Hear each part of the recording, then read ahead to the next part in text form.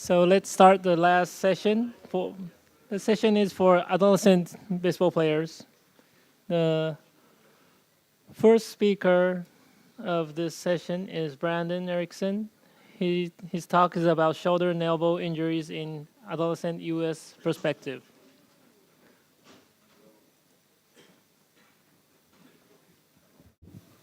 All right, back on. Okay, so we'll try to bring this back on time a little bit here. So thinking about shoulder and elbow injuries in our adolescent players, you can kind of break them down into common and uncommon injuries. And if we look at common shoulder and elbow injuries, of course, there's ulnar collateral ligament tears, which we heard a lot about today. Flexor pronator tendonitis, not so much tears, but just inflammation of the flexor pronator mass. Cubital tunnel syndrome or ulnar nerve instability, which is normal in 15 to 20% of the population, but sometimes can be symptomatic in our throwers. Little leaguers, shoulder and elbow, and we're going to hear about those in a couple of talks in a little bit, so we'll skip over those for the purposes of this talk. Slap tears, which can be common in our adolescent athletes, sometimes not as much as our older athletes, but we can still see them. And tendonitis of the biceps tendon. The less common shoulder and elbow injuries that we see in the United States are Hagel lesions, not very common in our adolescents. Capitellar OCD, while that's very common here, much less common in our adolescent athletes in the United States. And if you really want to look up how to treat a capitellar OCD, you can obviously just look up most of the people who are here talking to you today, as they have great papers on this. What I think I want to touch on a little bit today is medial epicondyle fractures, and then I'll briefly touch on olecranon stress fractures because we're going to hear about that actually in a little bit, so we're not going to dwell on that, but I just want to bring up the concept of posterior medial impingement versus valgus extension overload. So we talk about medial epicondyle fractures, not very common in our pros, slightly more common in our adolescents. And if you think about medial epicondyle fractures, they can occur from a variety of different reasons, but one of the things that can happen after a Tommy John surgery, as Dr. Meister nicely put it before, is that you can actually, if you put the drill tunnel in a poor position, or if you drill a very large hole for the humeral socket, you can actually sustain a medial epicondyle fracture after a Tommy John surgery. It's an unfortunate complication. It can be a difficult problem to deal with. But it is something that we're seeing, especially with the increase in the number of Tommy John surgeries. Now, there's different types, different variations on how to do the Tommy John surgery, as Dr. Meister said, so I won't dwell on this. But if you look at the differences in techniques, where the tunnel's placed, not so much, but the size of the tunnel, what graft you're using. Sometimes with a semitendinosus or a gracilis graft, you have to make a bigger socket on the humerus, predisposes you to actually having a medial epicondyle fracture. So you just have to be careful of that. The reason I bring it up in our adolescents is because when we look at the number of Tommy Johns being performed in our adolescents, you can actually see that the most significant increase over the last several years has really been in that 15 to 19-year-old age group. So the more Tommy Johns we perform, the more we have to be ready to deal with the complications and the consequences, one of which can be a medial epicondyle fracture. Now, of course, you can have it from other issues. You can have it from repetitive stress from throwing. Sometimes you can hear a pop when you're throwing.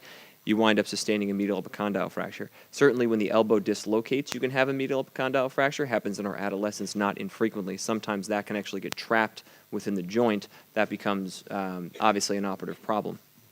Diagnosing these, certainly x-rays are where you're going to start. CT scans can be helpful if there's a question, and an MRI to evaluate the UCL graft if they've had a Tommy John surgery. Now, sometimes but adolescent elbows can be difficult to look at. There's different growth plates, so I'll frequently x-ray the opposite side if you're worried about any kind of subtle findings. And then, of course, you can treat these both operatively and non-operatively. When you have to treat them operatively, as you see here, this was a baseball player who actually dislocated his elbow diving for a ball. You can see his medial epicondyle fracture that's translated anterior and distal, and so then we reduce it and we fix it with a single cannulated screw. I use a washer when I do this. I also put sutures through the flexor pronator mass as a backup, and I tie that around the washer afterwards. This is what it looks like post-op. If you think about post-operative protocols, when you fix a medial epicondyle fracture, usually I'll splint them for about a week, about 90 degrees of flexion, neutral rotation, and then we'll change over to a hinged elbow brace at about a week, give or take, and then start the range of motion from 30 to 100 degrees, begin to progress them over the course of the next couple weeks. Kids generally get their motion back better than adults, so it's not as common of a problem in kids, but you still don't want to have to deal with stiffness afterwards. Usually you can start the Throwers 10 program around 10 weeks. And then an interval throwing program around 16 weeks with the progression back to competitive throwing sometime around 7-8 months, as long as everything's going well. this I thought was an interesting case example of somebody I saw recently, and I'll be interested to hear when we have our panel discussion later what some people would do with this. This was a 16-year-old kid that came in to see me, had a medial elbow, had a medial elbow discomfort when he saw me. He was throwing from third to first, felt something in his inside of his elbow, no pain after he threw. He had a history of an ORIF of a medial epicondyle fracture about a year before he saw me, shut down for a couple months, never really did a return to throwing program, went and played basketball that next season after that, did fine until he had this injury back when he started playing baseball. He's not a pitcher, he's a position player. He also noted some numbness and tingling in his pinky and ring fingers. This is since the surgery. He did not have this before his initial surgery. And again, he didn't feel a pop when he threw from first to third this time, just had some medial elbow discomfort. So he came on exam. Really, his range of motion was great, had no pain with resisted wrist flexion or extension or forearm supination or pronation, so I wasn't thinking that the medial epicondyle fracture had not healed in him. Didn't really have tenderness along this area, some tenderness along the distal aspect of his UCL, and had some positive UCL tests, which of course in the setting of prior elbow surgery can sometimes be positive, sometimes not be so reliable, but a milking maneuver and a moving valgus stress test, and his Tenel's at the elbow was negative. These are the x-rays when he came to see me. Unfortunately, he did not have copies of his initial x-ray, his post-operative x-rays from the other surgeon that had treated him. But to me, I thought this was a fibrous union of his medial epicondyle fracture.